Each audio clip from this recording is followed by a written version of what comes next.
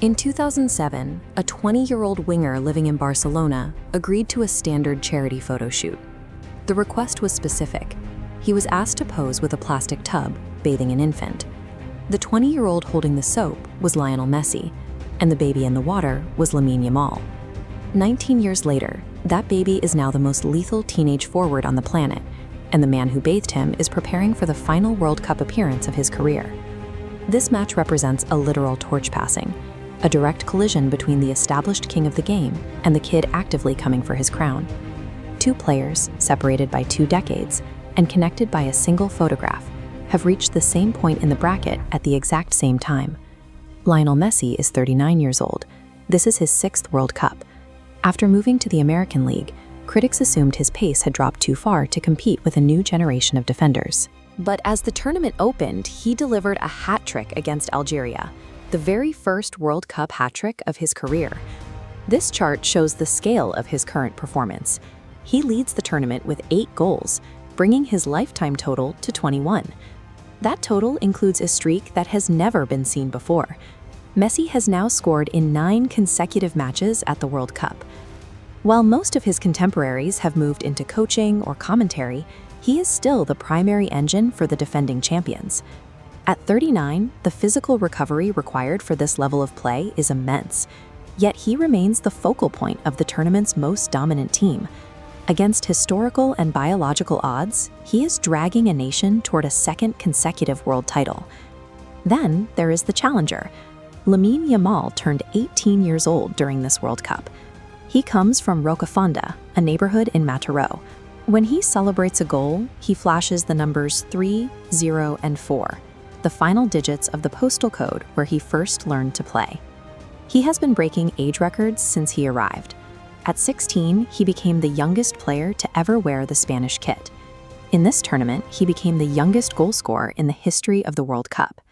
The player whose record he took was the same man who held him as a baby in 2007. By taking that record with his feet, Yamal has closed the loop on a story that began nearly 2 decades ago. Their styles are mirrored. Both are left-footed artists who rely on a low center of gravity and quick changes of direction rather than raw physical power. They were trained in the same building. Both are products of La Masia, the academy in Barcelona designed to produce this exact type of creative player. Because of these similarities, Yamal carries the title of the Heir, a label that has defined every promising talent to come out of Barcelona in the last 15 years. Historically, this label is a burden. Most players designated as the next Messi saw their careers stall under the weight of the comparison. Yamal is the first to prove resilient enough to thrive under it, matching the veteran's early career statistics beat for beat. Now, they meet on the pitch.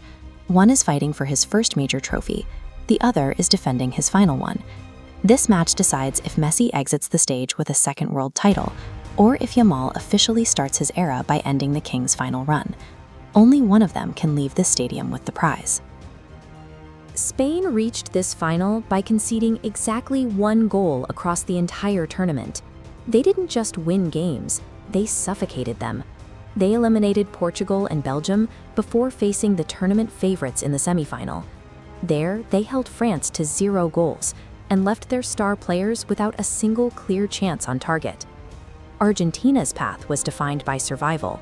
While Spain was clinical, the Argentines were chaotic, living through extra time, tense penalty shootouts, and a late-game rescue against Egypt.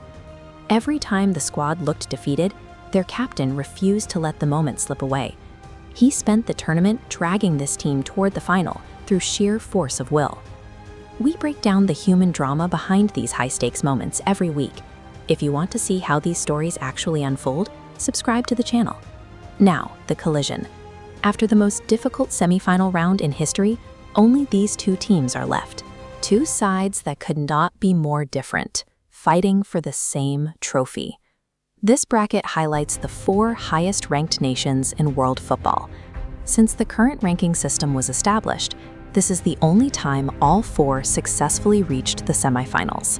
Standing at the end of that gauntlet are 2 specific players, a 39-year-old veteran and an 18-year-old prodigy. The data shows a massive gap in experience. On the left, Messi holds the all-time World Cup record with 8 goals in this tournament alone. On the right, Yamal has spent the last month breaking every age-related record in the history of the sport. 21 years separate them, yet they share the same position on the pitch and the same academy background. One is chasing a final miracle. The other is starting a 2-decade career. Does the veteran get his fairy tale ending, or does the teenager take the win early? Comment king for Messi or kid for Yamal. I'm reading every response. For Messi, a win makes him a 2-time world champion. Only 2 other nations have ever defended a World Cup title, and doing so would effectively end any remaining debate about his legacy. For Yamal, a win at 18 means he secures the one trophy Messi spent 35 years trying to reach. In this scenario, the torch isn't handed over, it's taken. This is the cycle of the sport. Every great player eventually watches a newcomer come for their position. Time has finally brought a legitimate challenger to the door. Messi went through this himself when he took the torch from Ronaldinho nearly 20 years ago. This brings us back to a charity photo shoot from 2007. A 20-year-old Messi was photographed gently bathing a baby for a calendar. That baby grew up in a neighborhood called 304 and joined the same academy Messi attended. They developed into the same type of player, using the same left foot to follow the exact same path toward this specific championship. The boy Messi once held as an infant is now the man standing across from him with the world watching. The timelines of both careers have finally intersected. 19 years after that first meeting, the loop is closing on the biggest pitch in the world. It comes down to one match. 2 players from the same school. Only one crown between them. Make your choice in the comments. King or kid? Subscribe to see our next investigation into why the greatest legends often retire broken. The tunnel never stops.